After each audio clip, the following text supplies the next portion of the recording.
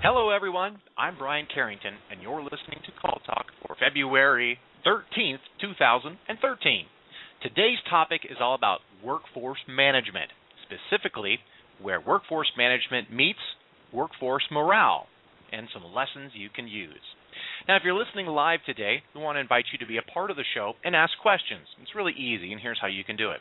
You can either email me at brian@benchmarkportal.com, likely the most favored way to do it. Otherwise, if you're listening on the phone or close to one, you can call in and actually talk on the show with us as well. That number to call in is 347-857-3117. And make sure to press the number 1 on your phone to let me know that you have a question, and I'll get you in. The first person to ask a live question on the phone today will receive a free $1,500 benchmarking survey from BenchmarkPortal. So, also, if you can't catch us live, I want to remind you that we have all of our shows archived and available to listen to at benchmarkportal.com any time of the day. So, I'd like to introduce the host of Call Talk Now, Bruce Belfiore.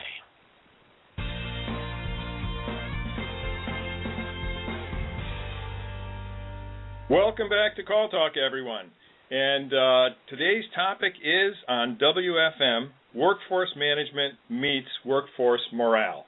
Now, we all know that successful workforce management in reality is as much the art of human management as it is the science of scheduling, particularly with centers that need to staff beyond the normal 8 to 5 hour slots. It isn't always easy to keep people happy when they're working the graveyard shift or Thanksgiving Day or Super Bowl Sunday. These can be tough issues for the call center manager. So we brought in an expert on the topic for you, Ed Poorbaugh. Ed has held a number of positions in warehousing, transportation, and information technology and operations during his 17-year career with Sysco Food Services. Prior to his current role, he managed the IT operations for the southwestern United States and was a project manager for several successful enterprise-wide software development projects. Ed was an integral part of the design and implementation of Sysco's new call centers in Houston and Dallas, Texas. Currently, he's responsible for the operational and quality performance of the support center, including the management of telephony and other technology platforms used to deliver a cost-effective and customer-focused experience. Ed graduated from the University of New Mexico with a Bachelor of Arts in English and a minor in environmental science. Ed and I first met at a conference last year, and we talked as much about scouting, because we're both active parents in scouting, as we did about call centers, and had a really good time together. And one of the things we realized is that a big transferable concept from scouting to call center management is be prepared for anything. So, anyway, with that, it's my pleasure to welcome Ed Poorbaugh. Well, thanks, Bruce, and you sure are right on be prepared, a good life lesson. I'm really very excited to share with you and the audience today what we're doing at Sysco. And during that last visit, you asked me a strange question, and one I hadn't really thought of, but how many miles did our company drive in a year? Well, yep. We have the largest privately owned fleet of trucks in North America. And last year, we drove approximately 250 million miles. So that's equivalent of going to the moon and back 525 times. Or to put it in a really large scale, we could drive to the sun and back 2 times. So it's fascinating when you start looking at that. Okay, yeah. The only thing is all that wonderful food would melt if you did that. But so we'd have to figure a way around that.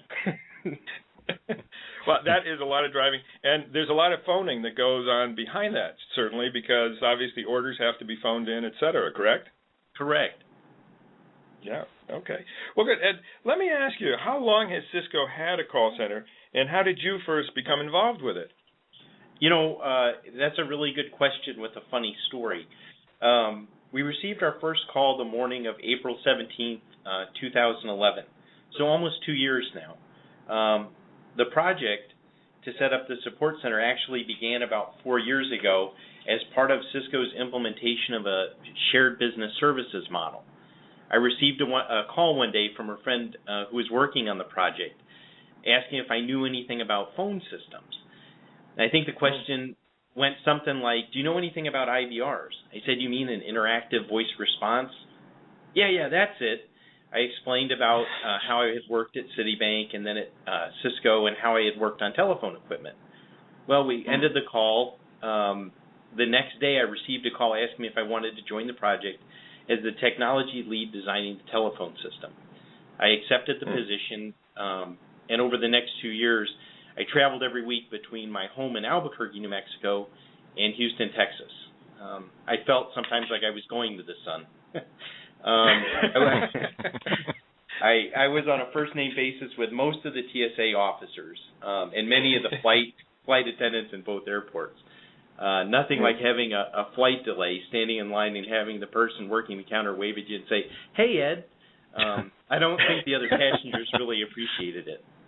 So that's kind of how I got involved in this project. Well, great way of doing it. Actually, the day after would have been the 18th of April for the first day of the project. And I think about the midnight ride of Paul Revere, and there they had 1 if by land and 2 if by sea, and that's all the communication they had. Things were a lot easier back then, weren't they? Yeah, exactly. We've gone from that to a whole call. With a note. Yeah. Oh. Yeah, can you imagine if instead it had been an incoming call to a call center, Yeah. Hello, Paul Revere. Anyway, well, I understand you helped the telephony platform, but how did you get involved in the workforce management scheduling?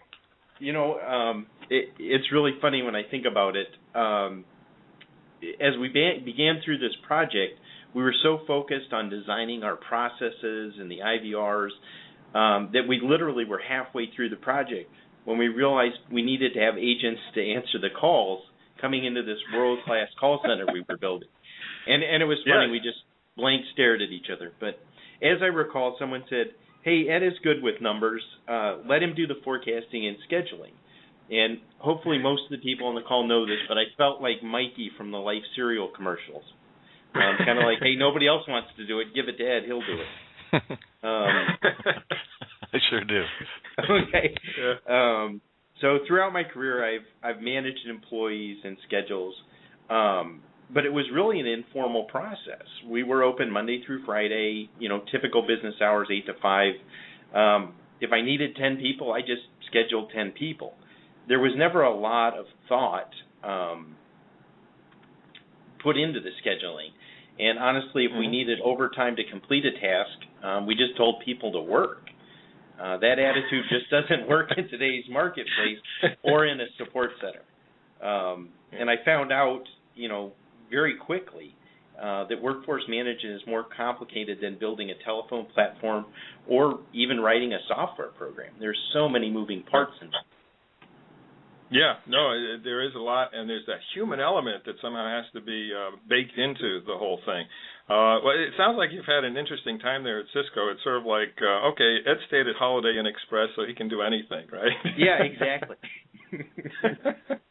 Okay. So what are the major issues you encounter in workforce management scheduling, actually doing the guts of the thing?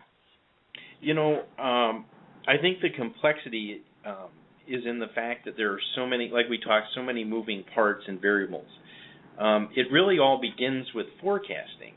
You have to ask yourself, do I have the right amount of call history? And being a numbers guy, you know how important it is statistically to have enough of a sample. Yes, key stuff, key information. Yeah. And you also have to account for any anomalies in that data and really know your history. Speaking of Paul Revere, have you gathered enough input for future events and considered the impact to the staffing levels you need?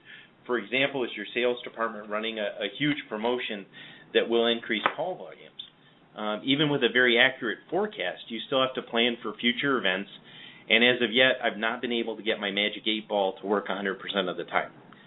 I think all workforce people have encountered staffing issues when flu season or as we're approaching the spring fever season breaks out. You also have to be aware of intraday or ad hoc demands on schedules, for example, system outages or emergency training if it's required. Finally, I think the most difficult part, and we've talked about it in the past, is the balance between that life-work ratio for call center agents in juxtaposition with their financial work ratio that we need for the business. Bingo. I mean, that's a biggie. So tell us about how you think of that. It kind of goes back to what I said earlier. When I entered the workforce, it was easy to schedule people. Even when I was a kid and had my first job, you were told, when you needed to work, and you just worked. It's interesting. The workforce has really become, I think, generationally diverse as an ecosystem. And I often joke to some of the older guys here about watching the boomers try to make sense of the Gen Xers Facebooking and the Gen Yers tweeting about the boomers watching the Xers. And you really have to be, you have to be attuned to everybody's generation and look at that as you schedule and staff. Yeah, no, that adds several layers of extra complexity that you have to deal with. Here things really get interesting. How do you find this work-life balance with the fluctuation of call volumes and with this diverse ecosystem?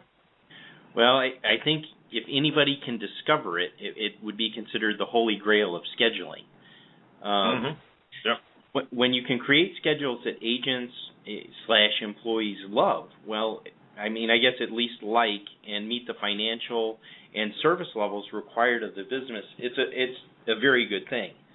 Yep. First, you have to be extremely diligent, like we've said, in the forecasting phase of scheduling. At a minimum, you have to make sure that in addition to using computers with databases and spreadsheets, that you engage all levels of management to make sure all bases are covered. Additionally, it's important to have a walkabout, where you visit with the agents on the floor to get a sense about how the systems are working.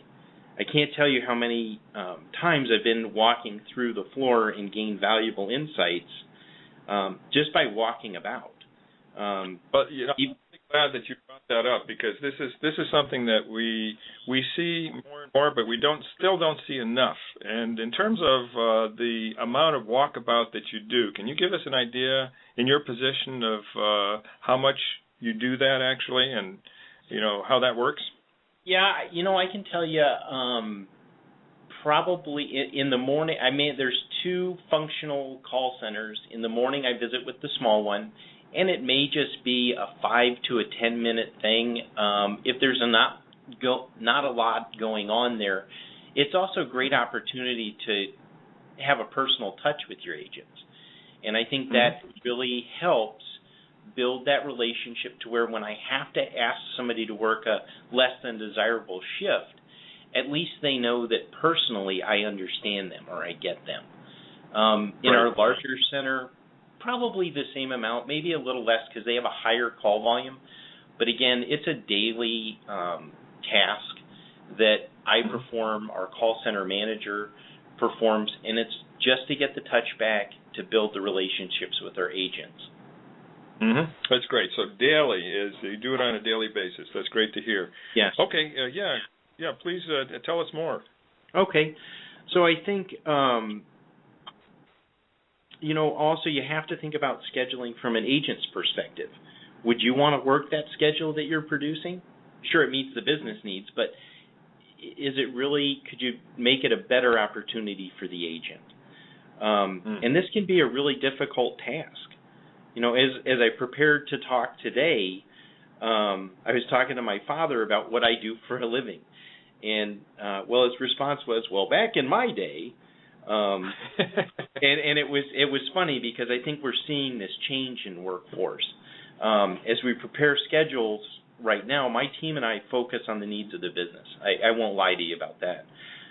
But it's our obligation to also, while we're being good stewards of our company assets, that's why we focus on that. But in the same vein, we believe that our agents are also assets of our company. They aren't resources, but they truly are assets to us. We've invested in them and we want them to stay here. So.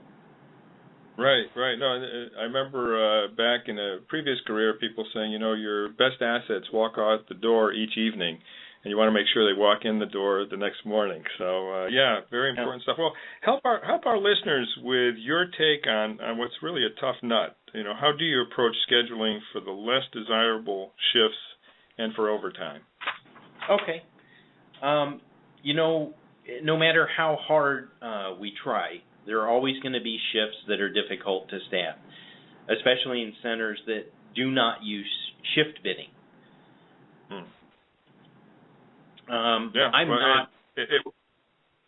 What do you think of shift bidding?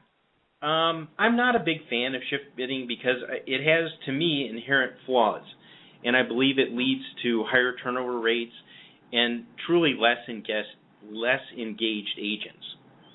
I'm a fan of. I'm sorry. Tell us what you do like. No, I was just saying we could have another session on that, but tell us what you do believe and what you do use. Okay. I believe in rotational scheduling with agent preferences. This spreads the good with the bad across all agent levels. Also, it allows all agents to experience the different types of calls that arrive throughout operational hours. Historically, centers pay a shift differential for less desirable shifts. I think this is okay, but I think there are better ways to accomplish the same task. We actually publish the shifts and ask for volunteers. Again, there are some people that may want to work that shift. We've seen that leveraging and looking at some of our generational folks, they actually like to work the weekend shift because they want to do their shopping in the week when everybody else is working. Volunteers don't need to participate in the rotational process, and they also have fixed schedules for 3 months. So they know what's going to be coming on. So that's a real benefit for us. I think a lot of managements who don't know that if they simply ask the question, they may be surprised with the answer, and the answer could be better than they think in terms of people willing and desiring to do certain odd hours, et cetera. So, great that you do that.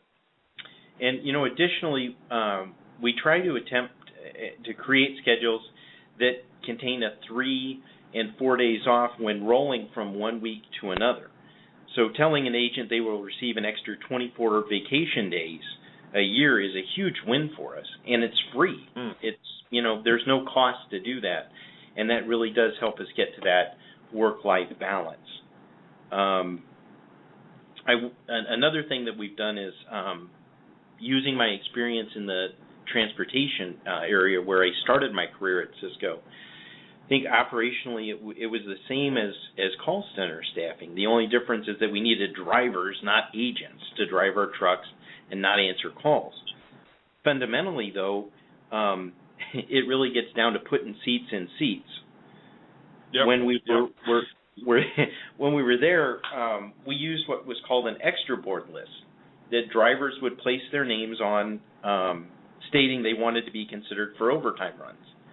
So in the call center, we can use the same list. So at the beginning of each month, we poll agents asking who wants to be on the OT list and who is available if we need to modify schedules. So typically, we get about 50% of our agents that sign up for what we call the extra board. So it takes the burden off of operations and our managers to say, oh, wow, we've had an event, we need people to work overtime, let's ping the entire force. We just start working down the extra board and approach those people. They're aware that they volunteered for it, and they accept it. And to date, we haven't had any issues covering shifts. Well, that's great. Now, that kind of cross-fertilization where you actually look around the enterprise or from previous experience and say, what can I adapt from that past experience or from what other people are doing to solve a problem for myself? I think that's great. That's brilliant. I think that will be very helpful to some of our listeners. Yeah, and, the agents still get the financial compensation of overtime. But I think the more important thing is they get this sense of empowerment and engagement. They truly believe that they're helping solve this problem that we have. It's wonderful to see it happen.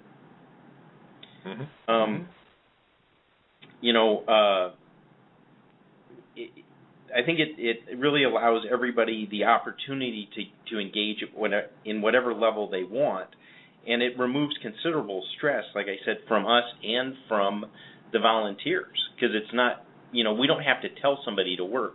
We're asking. So it's a really good thing.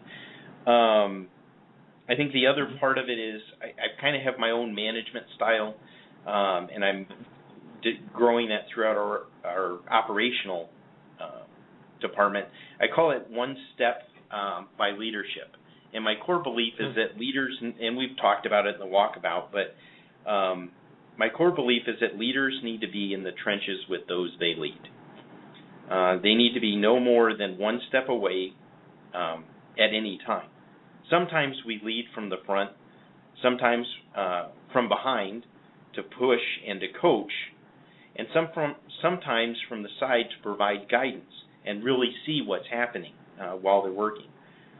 For overtime and I call them sub-desirable shifts, we require team leads and managers to work the shifts as well. This enables cohesion and builds strong teams, because it's really not a good perspective if managers aren't working those shifts as well.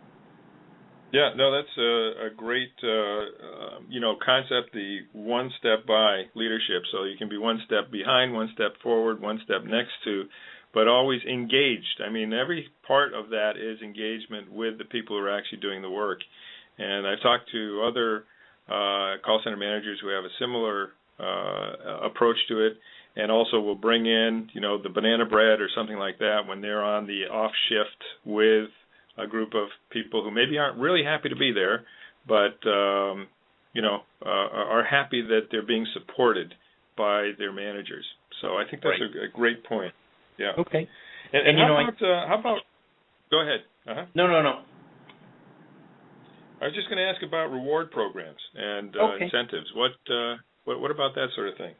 Well, it doesn't get much better than fresh baked banana bread. No.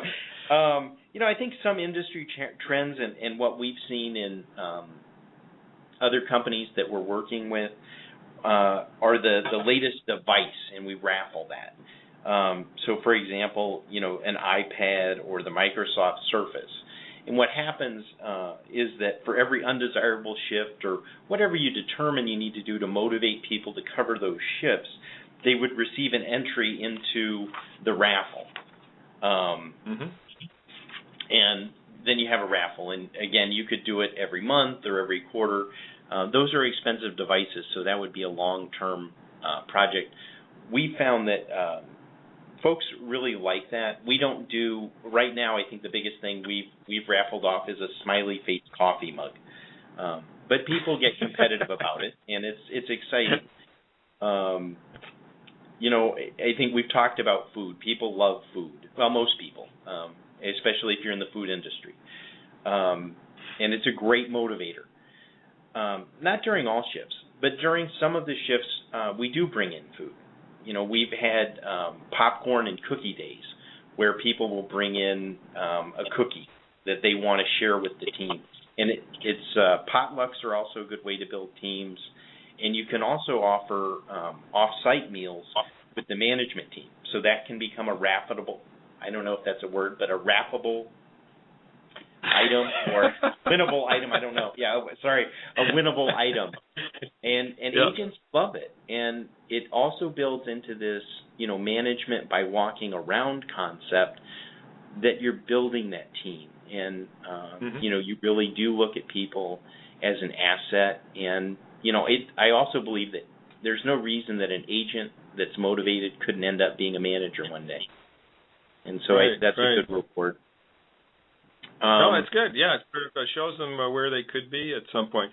Okay, well, we're running a little bit short on time here. Do you have any further points before we hand it over to Brian for a couple of questions? But these are great points that you're making, so I hate to shut it off. No, I think the best thing, the only advice I have is be creative in the scheduling and don't get bound to the paradigm. Okay. Motivation's a good thing. Yep. Yeah, very good. Well, listen, these are great insights. And Brian, do you have some questions from the audience that we can bring in here? I sure do. Yeah, I've got a couple questions here that came in on email, and so let's see. The first one is from Susan, and Susan asks, "What are your thoughts about the monetary incentives? As you've already mentioned some of the objects or technical devices, how about the monetary incentives? I think they're okay, but you have to be really careful because of the tax implications. For this reason, we don't offer gift cards or any other monetary incentives. So you can use them if you want, but you do need to be aware that employees will have to pay taxes regardless of the value of the card or the gift that you're giving them that has money attached to it. Mm-hmm. Yep. Yeah, interesting. Okay. Good point. Did you want to comment on that, Bruce? No, I think that's right. I mean, things have become complicated enough so that incentives that were offered even just a few years ago and seemed to go under the radar screen just don't anymore. And so we've seen that as well. Everything needs to be accounted for. And so these other incentives can be just as effective and don't present those complications. So, yep. Yeah. And from my standpoint, being one of the younger generations, if I was working, say, for Apple, that would make a lot of sense to have that as part of the raffle as something that Apple would be selling. Or like you with food and Sysco, where that's something that's, number one, easy for you guys to get a hold of, but also a lot of times people that work at a certain company really enjoy that product already. So that's a really good idea. All right, so another question. This is from Henry this time. And Henry asks, what is your attendance rate for these types of shifts? Right now, using the extra board list and some of the motivational tools that we've discussed, we don't have issues getting these shifts covered. I haven't had a shift where nobody showed up. I think our biggest thing is this latest rash of flu probably hit us harder than people not showing up for their shifts. So we don't have a problem getting shifts covered, and I think a lot of it is a testament to the culture we're building here. And like you said, too, that the fever that a lot of people are going to get soon, the spring fever. Yeah, exactly. I think I already feel that for some reason. Yeah. Well, I've got one more question from email, and this came in from Mia, and it sounds like, Ed, she wants to see your cards here a little bit, and asking, what is your forecasting accuracy? Okay. Okay. And that's, put you on the spot here, Ed. Yeah, that's a great question. So I'll see that and raise you 25 cents. So for the last 12 months, we're running about minus 7% accuracy, meaning we've under forecast by 7%. I don't know, Bruce, what the benchmark number is or what a good one is. We were really happy with that number considering we were a new center and kind of didn't know what we were doing and have kind of done an on-the-job training with it. What's a good benchmark for that? I think that is a good benchmark for a center with your short history and complexity and the fact that, people are ordering around the clock and on holidays and, if you're a restaurant, you're ordering at any time. Am I right? Yeah, you're right. Pretty much? Yeah. Yep. So it's very different. The standard that you'd be held to would be different than the standards that a 9-to-5 center that has been operating for 20 years in a very static industry would be. So I think that's a good performance. I'd say hats off to you. And it'll probably get better. It will get better, in fact, with diligence over time. So that's great. Yes, we're actually, for our next fiscal year, we want it to be under 5%. That's my goal for my department. And I think it's kind of a stretch goal, but I think it's very attainable. Mm-hmm. Sounds good. Oh, well done. Well, I think we're at the bottom of the hour and pretty much out of time at this point, but this has been really a fascinating look through a very, very important area, and one that people talk about, I hear a lot of complaints about, but not everyone has really come up with all the solutions you have. So I think this is going to be a very useful segment of Call Talk for people even in the future. So thank you very much for coming on board. You can drop off that load of heirloom tomatoes and onions and mozzarella at my house later on today. And the steaks, Bruce. The steaks. You forgot the steaks. The steaks, absolutely. Want the steaks. Looking forward to that. very much for being on, Ed. It's really been a delight. It's been my pleasure. Thanks. Like always, I've enjoyed talking with you. Okay, great. Well, Brian, back over to you to wrap things up. Okay, sounds good. Ed, I just ask that you let me know the exact time that you're going to deliver those goods to Bruce, so I can just make sure they get there. I will, because you're supposed to bring the wine. Yeah. Oh, okay. Now we're talking. All right. This is going to be a good day. Well, thank you so much, Ed. I appreciate all the great insights that you provided us today, and, of course, our host, Bruce Belfiore. Some really good points and definitely some lessons that we hope you can use in your own contact center. So I do want to remind everyone that we have another show coming up next month. That's going to be March 13th, and we're going to talk about employee engagement on that show. Employees, definitely a very, very crucial element to the contact center. So also, don't forget to sign up for a free reality check benchmark report to see how your contact center is comparing to others in the like industry. So beyond that, from all of us here at BenchmarkPortal, we're reminding you to keep those headsets steady and your fingers ready. This is Brian Carrington signing out. Have a great day.